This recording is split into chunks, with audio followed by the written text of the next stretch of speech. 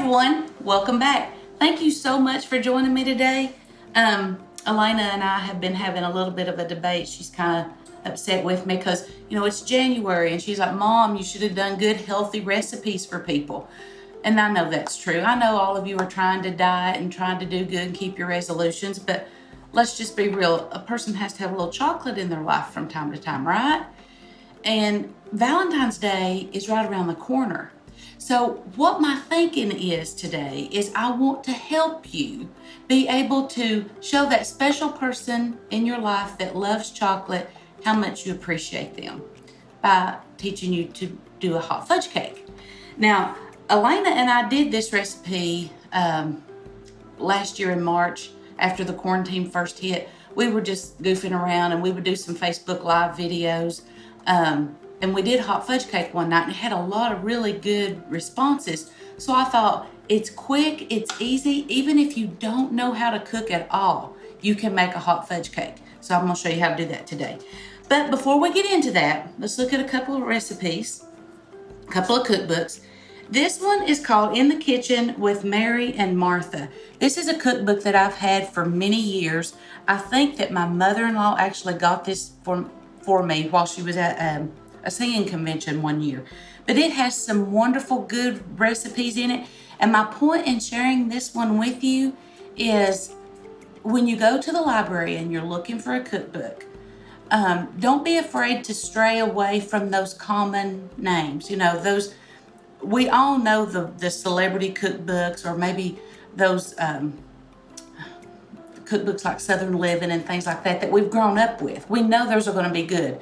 But a lot of times in these good, regular day kind of people cookbooks, you'll find some fabulous recipes. So give that something like that a try. And then you have the good old Paula Deen cookbook, and I have used mine a lot. Paula has several different cookbooks, and I know she kind of is not in the cooking show stuff as much now as she was, but still a lot of good recipes in here. So if you've not tried any of hers, do that. Okay, it's January. If you've not been to the library, you need to go, people. It's a good time. You can just go up there and just look at all of them. It's wonderful. Okay, so you need a 9x9 cake pan. This really does not fit well in an 8x8. You need a 9x9. You don't want to grease it or anything like that. Just leave it plain. Okay, so I have a batter bowl, 1 cup of all-purpose flour, 2 teaspoons of baking powder, and 2 tablespoons of cocoa. That's what I have in here right now. Okay, and I'm just going to kind of mix that just a little bit. Then I'm going to add to that 3/4 of a cup of sugar. Can't have a little cake without some sugar, right? Okay. No eggs in this. Kind of interesting.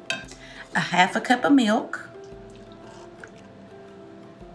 1/4 of a teaspoon of salt, 2 tablespoons of canola oil, and then a teaspoon of vanilla. And I really don't recommend stirring this with a whisk because it's very thick.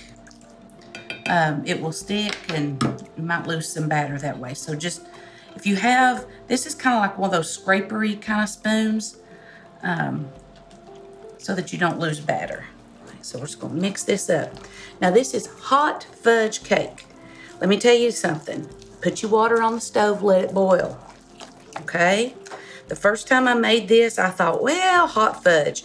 The water from our sink gets pretty hot, so I thought that'll be good enough. It's not.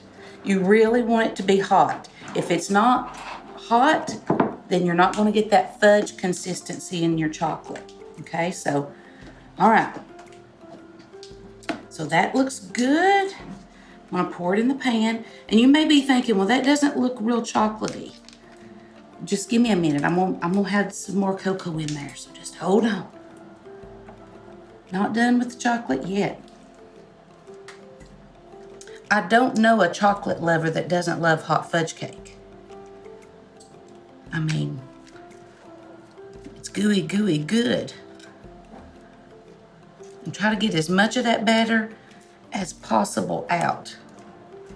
Okay, scrape it down.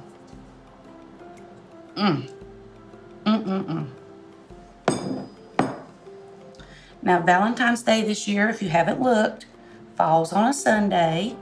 So you've got all weekend to pamper that special person in your life. You can just, good. Had to take a little bite of that. Okay, now we're going to take a cup of brown sugar and 4 tablespoons of cocoa. I told you we weren't done with that chocolate just yet. We're going to mix these together as best we can.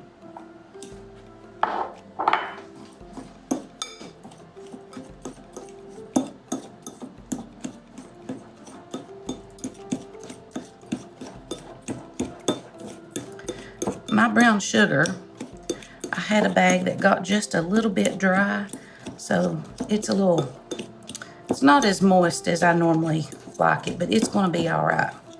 Okay, so we're just going to mix that real good. And again, that was a cup of brown sugar and 4 tablespoons of cocoa.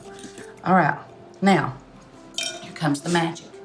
We're just going to take it and we're just going to sprinkle it over the top. I can already smell that chocolate. It's going to be good. My hands are getting a little dirty. It's okay. Now, I've already got my oven preheated to 350. This is going to bake for about 35-40 minutes.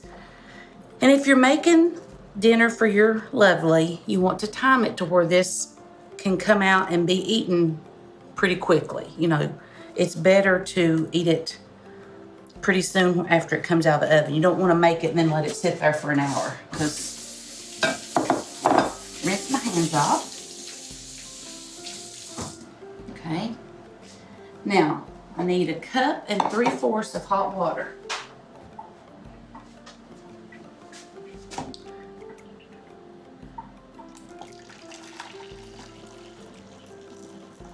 Like I said, make sure that you have good hot water, and you're just going to pour it over top of it. Do not stir it. Okay, you just pour it and let it be. Because that layer of that brown sugar and that cocoa is going to react with this water, and that's going to work together to make that fudgy consistency. All right, I'm going to put it straight in the oven. Check back with us in about 40 minutes, and we'll show you how good it is. I'm trying to not be fuming mad. I made this hot fudge cake thinking that there was ice cream in my refrigerator. I went to the refrigerator, my husband's eaten it all. So I was going to show you all how pretty it is with ice cream, but I guess you'll have to imagine that. Anyway, here's our pretty hot fudge cake. And look at the fudge. Oh my. Oh my. That would look really good. A scoop of vanilla ice cream beside of it. But you know, improvise. So anyways, give this a try for that chocolate lover that you have in your family. Now, if your chocolate lover also loves ice cream, hide that in the back of the fridge. Okay? We'll see you next time, guys.